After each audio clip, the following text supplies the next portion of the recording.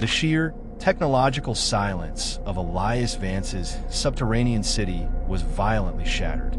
The lead analyst, Detective Rossi's most trusted forensics expert, had just cracked the final layer of encryption on the main server.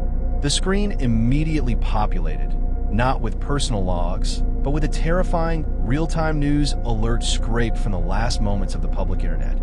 Unconfirmed reports of widespread grid failure. Eastern seaboard dark.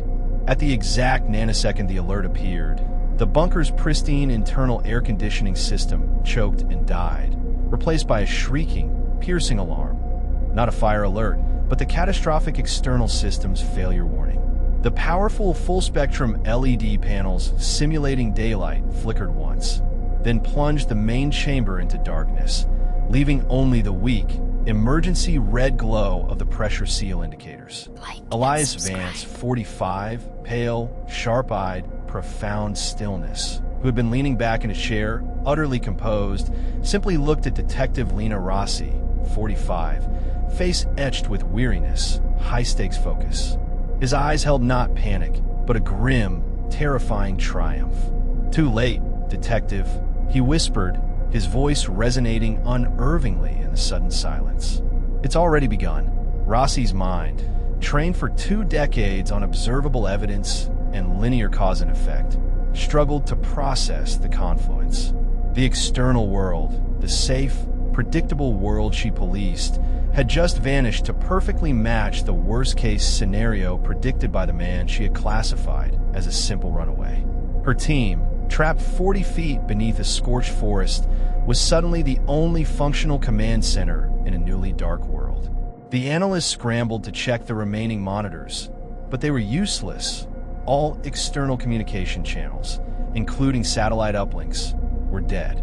The city of Crestwood, 40 miles away, was silent. "What began, Vance?"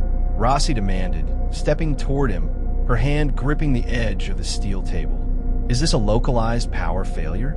What did you predict?" Elias took a deep, deliberate breath of the stale, uncirculated air. "Not a prediction, Detective. An inevitability. I didn't foresee a solar flare or a plague. I foresaw the digital guillotine." He finally broke his composure, leaning forward, his voice gaining an intense, missionary fervor. 10 years ago, I realized the core software driving the North American power grid. The foundational computational nodes, the non-redundant command systems, had a systemic vulnerability. Not a bug, but a design flaw that made a full, coordinated kinetic strike possible. It wasn't about hacking the bank accounts. It was about collapsing the trust architecture of the entire modern world. I tried to warn them. They called me paranoid and fired me. I didn't run away. I simply removed myself from the blast radius and began preparing for the reconstruction. The nature of the bunker instantly shifted in the investigators' minds. It wasn't a hideout. It was a lifeboat for knowledge. The $150,000 in cash hadn't bought Elias luxury. It had purchased the most complex digital archiving and power generation equipment on the planet.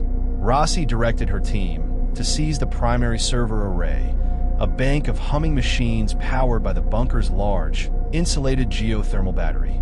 On the screens, Elias Vance's 10 years of isolation were laid bare. He hadn't been collecting data for profit or personal pleasure. He had been performing an act of digital preservation. The server contained a complete, archived history of modern technological civilization. Engineering blueprints, full schematics for basic infrastructure, water purification plants, manual combustion engines, simple radio communication arrays, and medium-scale electrical transformers. These were the blueprints for a world that ran without microprocessors. Medical texts, a searchable cross-referenced library of human medicine, from surgical procedures to antibiotic synthesis, stripped of online dependencies. Agricultural science, detailed manuals on crop rotation, pest control, and soil management for dozens of climate zones, intended to feed a post-industrial society. The Internet Archive, not merely cached web pages, but a vast, meticulously organized snapshot of critical educational materials, historical documents, and the source code for key open-source software. The seed files required to restart digital infrastructure from scratch. "This is not a conspiracy theory," Rossi murmured, staring at a diagram for a manual water pump assembly. "This is a digital Noah's Arkansas." Elias watched her, his expression softening slightly. They lost the ability to print books and teach basic carpentry when they digitized everything. When the power goes, the knowledge goes. I was here to be the librarian, detective. I was here to ensure humanity didn't forget how to boil water or build a wheel. Suddenly, the secondary monitor, a rugged, isolated terminal that Elias used for communications, lit up with a cryptic, flashing message, SSDS, FLLEN. "What is that?" Rossi demanded, pointing to the screen.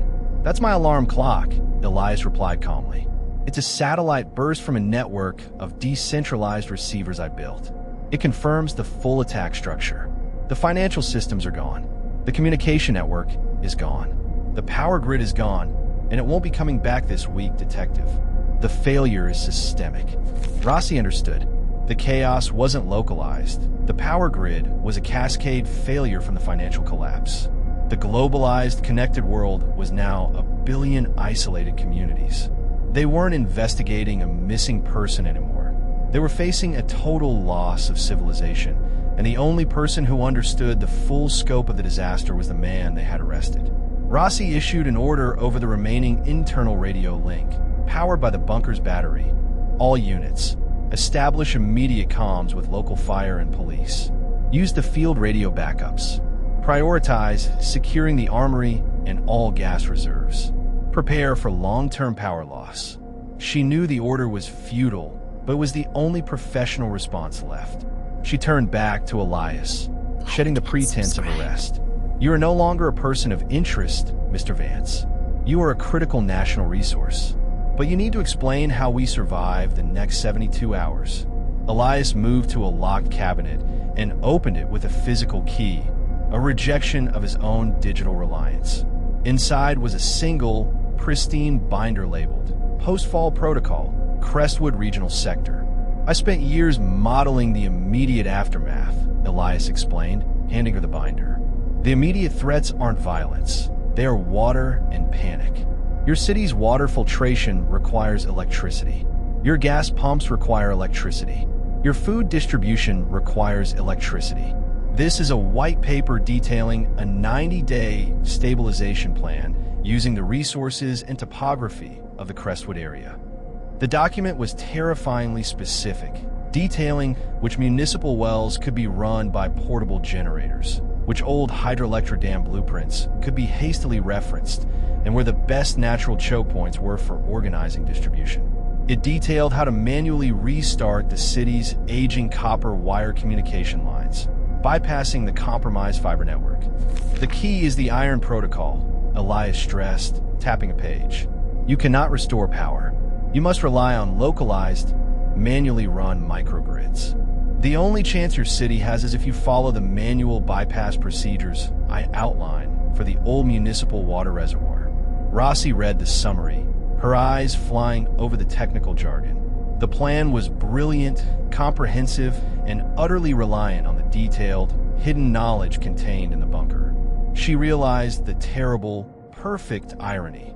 The man who had abandoned the world was the only one who had prepared to save it. She stood at a crossroads. The man had lied to the authorities for a decade, committed fraud, and fled his responsibilities.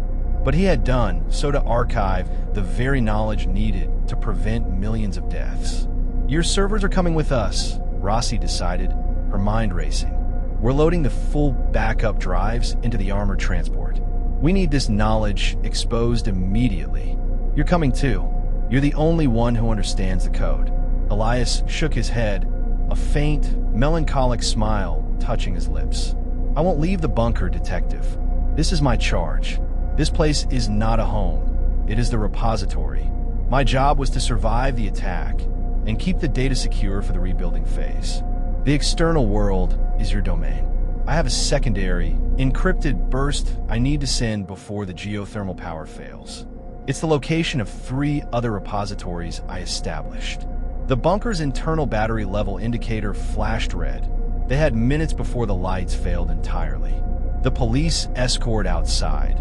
now desperately trying to contact their headquarters, was completely unaware of the digital apocalypse that had just swallowed their civilization. Rossi knew she couldn't force Elias to leave, and his presence in the repository might be more valuable than his presence in the chaotic city. She made her final, gut-wrenching decision. "I need one thing, Elias," she said, pulling a standard evidence tag from her pocket.